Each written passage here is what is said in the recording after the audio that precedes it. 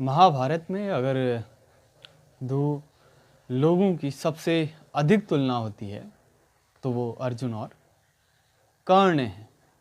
इन दोनों की सबसे अधिक आपस में तुलना होती है कि इन दोनों में कौन श्रेष्ठ है। और जब दोनों स्थानों से कर्ण की तरफ से भी और अर्जुन की तरफ से भी इतना ज़्यादा प्रयास होता है, इतनी ज़्यादा दोनों विद्याएं ग्रहण करते हैं, इतनी ज़्यादा दोनों के पास शक्तियां हैं, इतना उन्होंने जब प्रयास किया है तो उस स्थान पे जिज्ञासा का उत्पन्न होना सहज है कि आखिर परिणाम क्या रहता अगर दोनों आमने सामने टकराते। आखिर कौन दोनों में श्रेष्ठ है, आखिर कर्ण कितना शक्तिशाली है और अर्जुन कितना शक्तिशाली है। और अधिक व्यक्तिगत रूप में दोनों को देखने की आवश्यकता नहीं है, दोनों को बस चारित्रिक रूप में एक चरित्र की तरह देखा जाए तो वो ज़्यादा उचित है।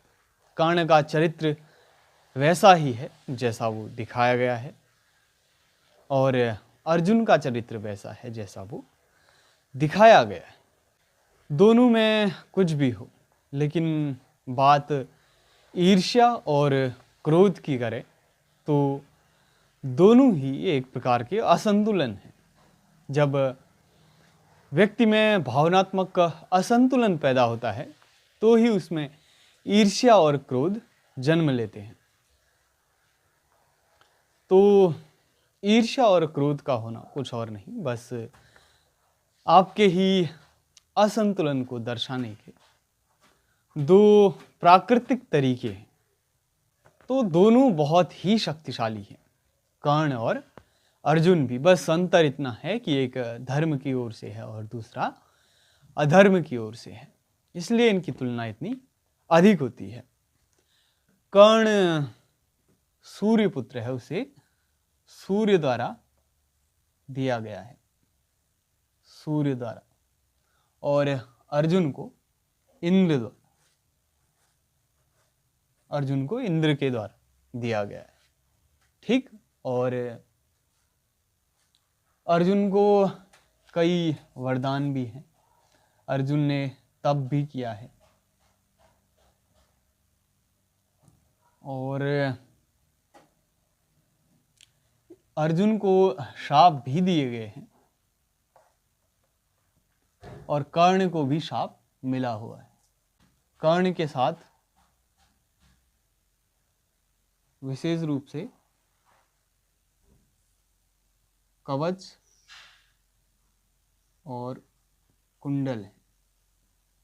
कर्ण के धनुष का नाम होता है विजय,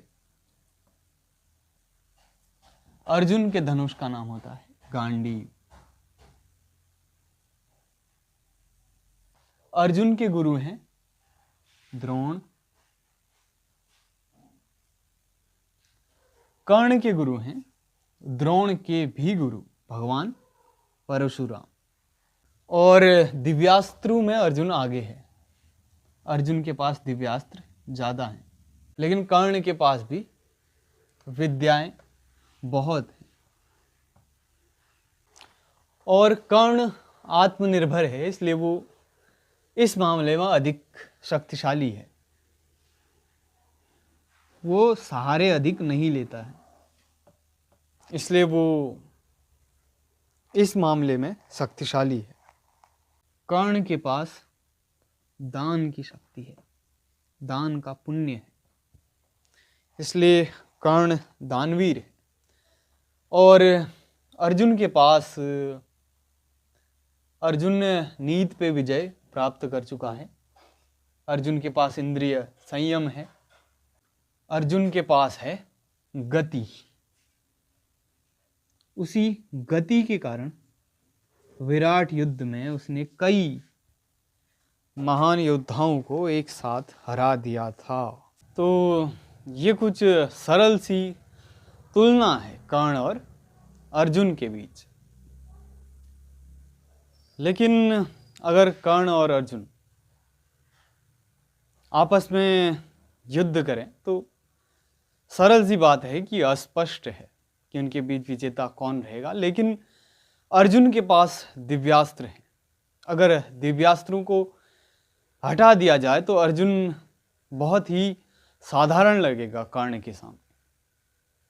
हालांकि उसके पास कला है, अपनी विद्या है, लेकिन कर्ण के पास कवच है, उसके दिव्य कवच और कुंडल हैं जो उसे असाधारण और अद्वितीय बनाते हैं। कर्ण के कवच और कुंडल उतार दिए जाएं फिर भी कर्ण अर्जुन से लड़ सकता है। फिर भी कर्ण को मारने के लिए उन्हें निहत्था करना पड़ता है। उसे भूमि में, उसे रथ से नीचे उतारना पड़ता है। उसका पहिया जब भूमि में धंस जाता है तब उस पे प्रहार किया जाता है। लेकिन ऐसा बिल्कुल नहीं है कि अर्जुन कर्ण के सामने कमजोर है। अर्जुन द्वारा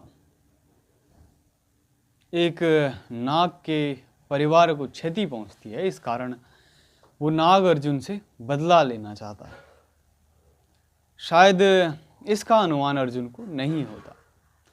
तो इसी प्रकार कभी कभार जाने अनजाने हमसे कुछ भूल हो जाती है और अनजाने में हुई गलती का भी हमें कष्ट झेलना पड़ता है।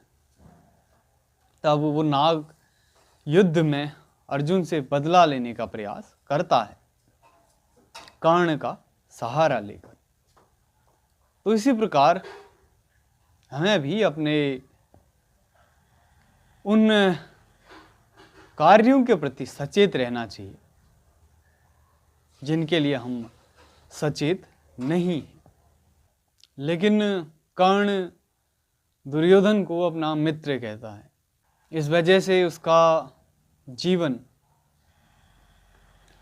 एक दुर्भाग्य की छत्र छाया में रहता है।